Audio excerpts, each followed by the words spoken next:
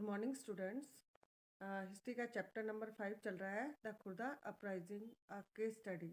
आज हम इस चैप्टर को एंडिंग कर देंगे और कल आपको क्वेश्चन सर सेंड कर दिए जाएंगे।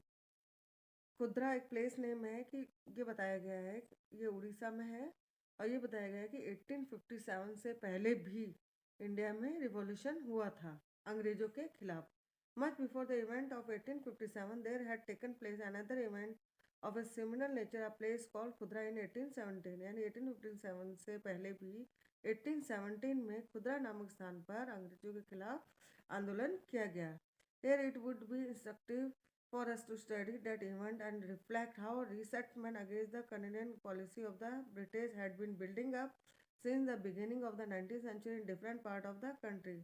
इससे हम इस घटना के द्वारा हम ये जानकारी बताना चाहते हैं कि 19th सेंचुरी की स्टार्टिंग में कैसे अंग्रेजों की औपनिवेशिक नीतियों के खिलाफ लोगों के द्वारा आंदोलन किया गया।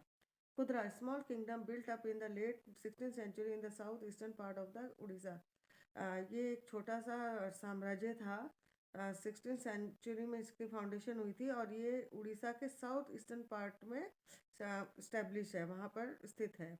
Was a population and well cultivated territories consisting of 105 गढ़ मतलब एक बड़ा इलाके को कहा जाता है, जैसे बड़ी तहसील वगैरह होगी जिसमें बहुत सारे छोटे बड़े गांव आते हैं।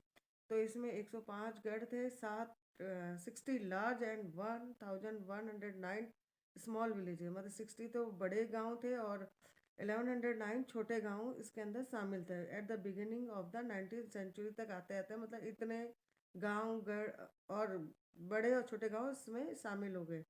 It's king Raja Brik Kishor Dev had it earlier give up the possessions of 4 pargana. इसका जो राजा था ब्रिक किशोर देव, इसके अधिकार में 4 परगना थे।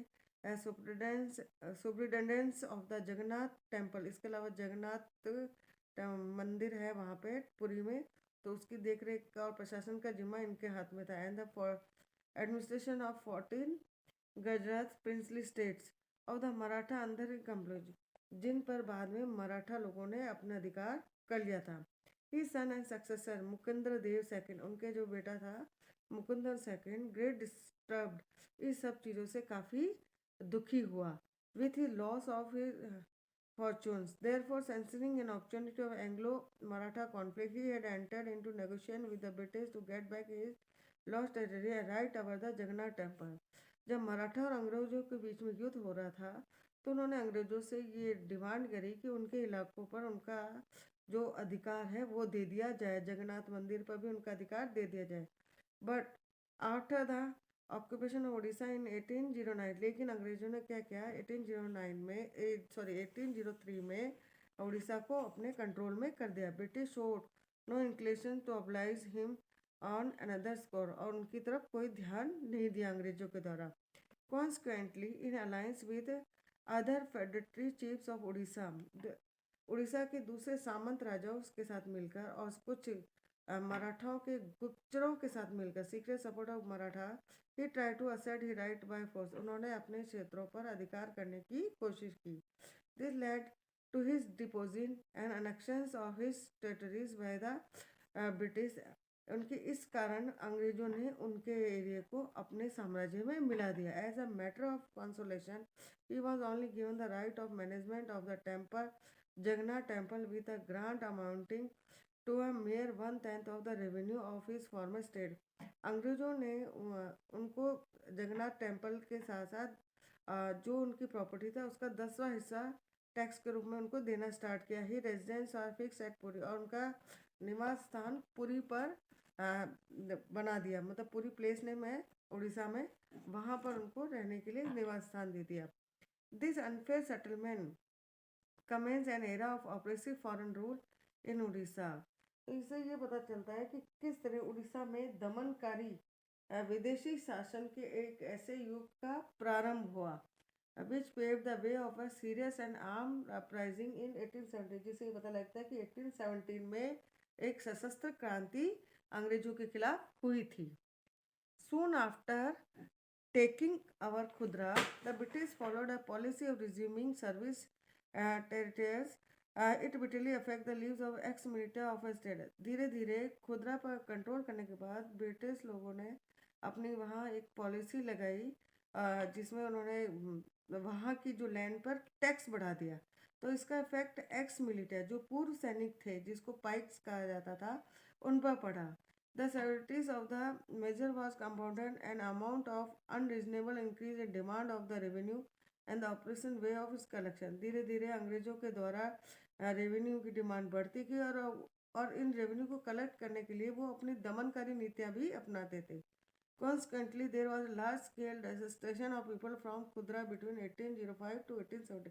इस कारण कई लोग खुदरा से अपनी प्लेस छोड़ के चले गए। 1805 से लेकर 1870 के बीच में कई लोगों ने अपनी भूमि वहाँ छोड़ दी और दूसरी जगह चले गए। The British went a series of short term settlement each time increasing the demand. जैसे कि पहले भी ब्रिटिश लोगों ने जो परमानेंट सेटलमेंट मेलवाड़ी सेटलमेंट रेट वाली सिस्टम के तहत टैक्स बढ़ाते गए, तो उन्होंने वही सिस्टम यहाँ रखा है। धीरे धीरे टैक्स बढ़ाते गए, not recognising either the productive capacity of land and paying capacity of the rate. जबकि वहाँ पर प्रोडक्शन नहीं बढ़ रहा था बल्कि वो टैक्स ज़्यादा बढ़ाते जा रहे थे। No leniency was shown even in case of natural calamity. यहाँ तक कि जो प्राकृतिक आपदाएं आती थी जैसे भूकंप आ गया, बाढ़ आ गई, उस समय भी वो टैक्स में कोई छूट नहीं देते। Which Orissa was frequently prone hit that the land of defaulters were sold off scheming revenue officer from being. तो जो लोग अपना टैक्स नहीं दे पाते थे तो उनकी भूमि को जैसे बेच दिया जाता था। जैसे अधिकतर बंगाल के जो साहूकार थे, कुछ रेवेन्यू ऑफिसर्स थे, उनको बेच दिया जाता था। The hereditary military commander of the deposed king Jagbandhu Vidhars Mahaputra Brahmdev Rai and Bakshi Jagbandhu, as he was popularly known among the disposed land holders। खुदरा का जो राजा था उसको उसका एक सेना नायक था जिसका नाम था जगबंधु विद्याधर महापात्र ब्रह्मदेव राय, जिसके लोग क्या प्यार से क्या बोलते थे, बक्सी जगबंधु। वह ऐसे बेदखल हुए जमींदारों में से एक था, मतलब उसकी प्रॉपर्टी पर भी अंग्रेजों का अधिकार हो गया था। He had in effect became a bigger, यहाँ तक कि उसको भीख मांगने की नौबत आ गई। For nearly 2 years survived on a voluntary contribution from the people. और उसने अब अगले 2 सालों तक जमीन से ऐसे लोगों में था कि भिखारी बनकर उन्होंने अपने सर्वाइव किया और 2 सालों तक लोगों की मेहरबानी से जो दान वगैरह होता था उससे अपना गुजारा किया। और उन्होंने इसी कारण जमीन से बेदखल हुए लोगों को समर्थन देने का प्रयास किया कि और वो उन्होंने ये डिसीजन किया कि वो अंग्रेजों के खिलाफ लड़ेंगे। अवन the year what had added to these grievances were the introduction of since rupee silver currency in the region, the incidence of payment of revenue in new currency, an unprecedented rise in the price of foodstuff and salt, which had become the far-fetched following the introduction of salt monopoly, because of which traditional salt makers of Odisha were deprived of making salt. The auctions of local estate in Calcutta, which brought in absence landlords from Bengal to Odisha, besides the incentives and corrupt police system, also made the situation was the armed uprising to take a sinister shapes। जो उनके साथ जो भी problems हुई थी, मतलब अंग्रेजों द्वारा जो लोगों को परेशान किया था, इसकी शिकायतों के साथ और भी कुछ प्रॉब्लम जुड़ गई थी। जैसे कि अंग्रेजों द्वारा इस समय चांदी के सिक्के चालू कर दिए गए थे, जो बहुत ही प्रॉब्लम थी, लोगों के लिए दिक्कत थी कि भाई कैसे उसका प्रचलन वो उसको मतलब फॉलो नहीं कर पा रहे थे चांदी के सिक्कों को। और इस नई मुद्रा के राजस्व भुगतान पर और जोर दिया कि आपको इस चांदी के सिक्कों के तहत ही आपको टैक्स पे करना पड़ रहा है। और जो खाने वाली चीज़ें थी उसकी कीमतें बढ़ा दी उन्होंने, नमक की कीमतें बढ़ा दी, नमक की आपूर्ति कमी जो कंपनी के मोनोपोली के तहत दुर्लभ हो गई। मतलब नमक एक लोगों की नीड था, बेसिक नीड था, उस पर भी उन्होंने बहुत सारा टैक्स लगा दिया और जो उनकी सप्लाई थी उसमें कमी कर दी। ये इसलिए कई लोग जो नमक बनाने का काम करते थे वो भी इन्होंने भी ये काम छोड़ दिया। और स्थानीय जमींदारों की कलकत्ता में नीलामी के कारण उड़ीसा में बंगाल में वो मतलब इन लोगों की ज़मीन कहाँ बेचते थे? कलकत्ता में। तो कलकत्ता के लोग उड़ीसा में आकर ज़मीन वगैरह खरीदने लगे और उनकी ज़मीनों पर अपना कब्जा करने लगे। इसके अतिरिक्त असंवेदनशील और भ्रष्ट प्रशासनिक व्यवस्था ने भी स्थिति को और दुष्कर बना दिया, जिससे कि ये स्वतंत्रता संग्राम ने भयावह आकार धारण कर लिया। The uprising was set on 29 March 1817 as the Pikes attacked the police station and other government established at Banpur, killing more than 100 men and took away a large amount of government money. 29 मार्च 1817 को इस संग्राम की शुरुआत सशस्त्र संग्राम यानी हथियारों से लड़ा गया जो आक्रमण था इसकी शुरुआत हुई और इसने भयंकर रूप धारण कर लिया।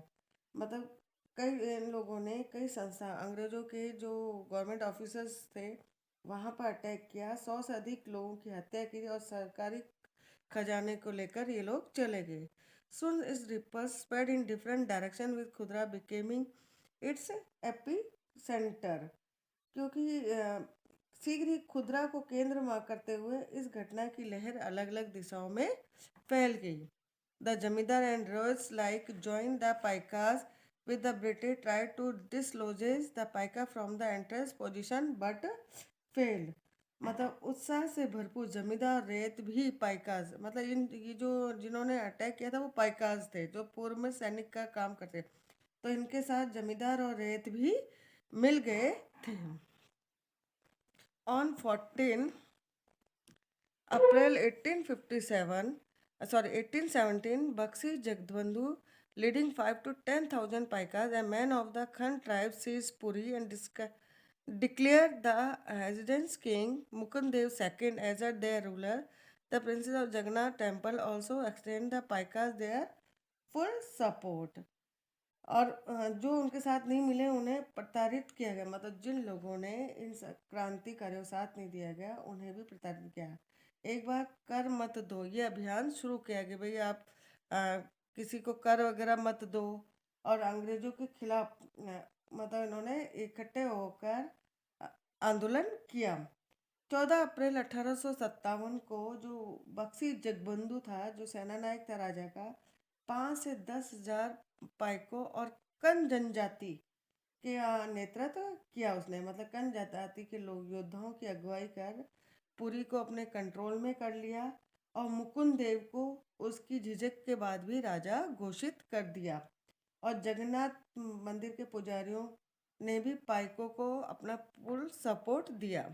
Seeing the situation going out of hand, the British champed martial law. The king was quickly captured and sent to prison in Cuttack with his son. The Bakshi was his close associated Krishna Chandra Brahmarabar Rai tried to cut off all communication between Cuttack and Khudra as the uprising spread of the southern and the northwestern part of Odisha। स्थिति को हाथ से निकलते हुए देखकर अंग्रेजों ने क्या किया, मार्शल लॉ लागू कर दिया। जल्द ही उन्होंने घोषित किए कि राजा और उसके पुत्र को कारावास दे दिया, मतलब जेल में बंद कर दिया। और बाद में क्या किया, बक्सी जो सेना नायक था उसने अपने करीबी सहयोगी कृष्णदेव ब्रह्मण राय के साथ मिलकर कटक और खुदरा के बीच जो भी ट्रांसपोर्ट सिस्टम था यातायात का सारे माध्यम को काटने का प्रयास किया। Consequently, British and Major General Martindale to clear off the area from the clutches of the Paika while at the same time announcing rewards for the arrest of the Bakshi Jagbandhu and his ancestors। उसके साथ साथ संघर्ष उड़ीसा और उड़ीसा के आसपास इलाकों में फैल गया। तो परिणाम स्वरूप अंग्रेजों ने क्या किया, मेजर जनरल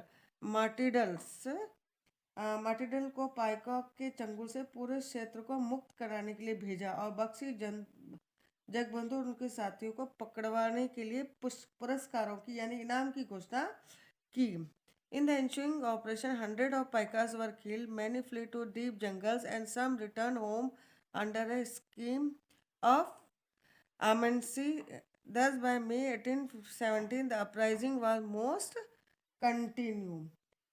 इस प्रकार जो सामरिक कार्रवाई यानी जो सैनिक कार्रवाई चली उसमें सैनिकों सैकड़ों पाइक मारे गए, कुछ घने जंगलों में चले गए, कुछ सामूहिक समाज योजना के तहत अपने घरों को लौट गए। इस तरह अंग्रेजों ने मई 1817 तक खुदरा के जो संग्राम चला था, सशस्त्र संग्राम, उस पर अपना कंट्रोल कर लिया था।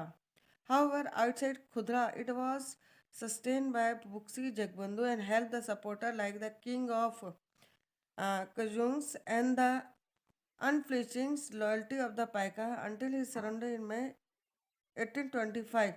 On their part, the British Benforth adopted a policy of leniency, indulgence and forbearance towards the people of खुदरा। परंतु खुदरा के बाहरी क्षेत्रों में जगबंधु ने कुजंग के राजा, कुजंग एक प्लेस का नेम है, कुजंग के राजा जैसे सहयोगी की मदद से पाइकों के उनके प्रति अटूट निष्ठा के कारण इस संघर्ष को मई 1825 तक जारी रखा, जब तक कि उसके बाद उन्होंने अंग्रेजों के सामने समर्पण कर दिया। और जब उन्होंने आत्मसमर्पण कर दिया, मतलब अपने आप को सरेंडर कर दिया, तो अंग्रेजों ने खुदरा के प्रति दयालुता दिखाई, अनुग्रहित और सहनशीलता की नीति अपनाई। The price of salt were reduce and necessary reform were made in the police and in justice system. नमक की कीमतों में कमी की गई और जिन राजस्व अधिकारियों को भ्रष्ट पाया गया उसमें सुधार किया गया। पुलिस और न्यायिक व्यवस्था में भी सुधार किया गया। Revenue officer found to be corrupt were dismissed. जो अधिकारी भ्रष्ट पाए गए उनको सेवा से बर्खास्त कर दिया गया। Informal land holders were restored of their land. और जो जिन लोगों की जमीन थी उनको वापस दे दी गई। The son of the king of खुदरा Ramchandra Dev third were allowed to move to Puri and take charge of the affairs of the Jagannath temple with a grant of ₹24,000। और दिवंगत राजा, जो राजा मर गया था, उसका जो पुत्र था रामदेव थर्ड, उसको स्वतंत्र कर दिया गया और 26,000 अनुदान के साथ उसको मंदिर, जगन्नाथपुरी के मंदिर का देखरेख का दायित्व भी सौंपा गया। इन सम it was the first such popular anti-British armed uprising in Odisha, which had far-reaching effect on the future of the British administration in that part of the country. To merely call it a Paika rebellion with thus be understatement। संक्षेप में उड़ीसा के में अंग्रेजों के विरुद्ध लड़ा गया पहला स्वतंत्रता संघर्ष था, जिसका उस क्षेत्र में ब्रिटिश शासन पर दूरगामी प्रभाव पड़ा। इसे पाइक विद्रोह कहना, इसे थोड़ा सा कम समझना होगा। इसलिए for a heavenly kingdom of a great peace, परम शांति के लिए एक स्वर्गिक साम्राज्य की खातिर। While the revolt was spreading in India in 1857, a massive popular uprising was raging in the southern part of China. It had started 1850, could be suppressed only by the mid-1860s. Thousands of laboring poor people were led by the Hingshuangs to fight the establishment of the heavenly kingdom of great peace. This was known as the Taiping rebellion. जब 1857 में भारत में विद्रोह फैला, उसी समय चीन के दक्षिणी भागों में भी एक विशाल जन विद्रोह पैदा हुआ था और यह विद्रोह 1850 में शुरू हुआ और 1860 में जाकर खत्म हुआ। हांग जिक्वांग के नेतृत्व में हजारों मेहनतकश गरीब लोगों ने परम शांति के लिए, स्वर्गिक साम्राज्य की स्थापना के लिए लड़ाई लड़ी। इस विद्रोह को टाइपिंग विद्रोह के नाम से जाना जाता है। Hong Hikyongs was a convert to Christianity and were against the traditional religious practice in China and Confucians and Buddhists. The rebels of Taiping wanted to establish a king where a form of Christianity was practiced, where no one held any private property, where there was no differences between social classes, between man and woman, where consumptions of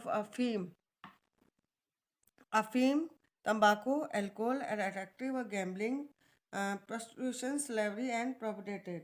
Hong Xiuquan ने धर्मांतर करके ईसाई धर्म, मतलब धर्म परिवर्तन करके ईसाई धर्म अपना लिया और कंफ्यूशियसवाद और बौद्ध आदि परंपरागत चीनी धर्म के खिलाफ थे। ताइपिंग के विद्रोही एक ऐसे साम्राज्य की स्थापना करना चाहते थे जहाँ ईसाई धर्म को माना जाए, जहाँ किसी के पास प्राइवेट प्रॉपर्टी नहीं होगी, जहाँ सामाजिक वर्गों स्त्री पुरुष के बीच में भी किसी तरह का भेदभाव नहीं होगा, जहाँ अफीम, तंबाकू, शराब के सेवन, जुए, वेश्यावृत्ति, गुलामी पर प्रतिबंध रहेगा। British and French arm forces operating in China helped the emperor of the Qing dynasty or put down the Taiping rebellion.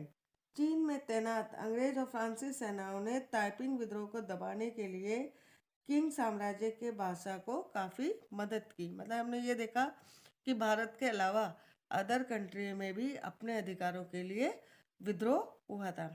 Student, आपका चैप्टर खत्म हो गया है। कल आपको क्वेश्चन आंसर सेंड कर दिए जाएंगे और आपको साथ के साथ नोटबुक में क्वेश्चन आंसर करते जाना है। Thank you.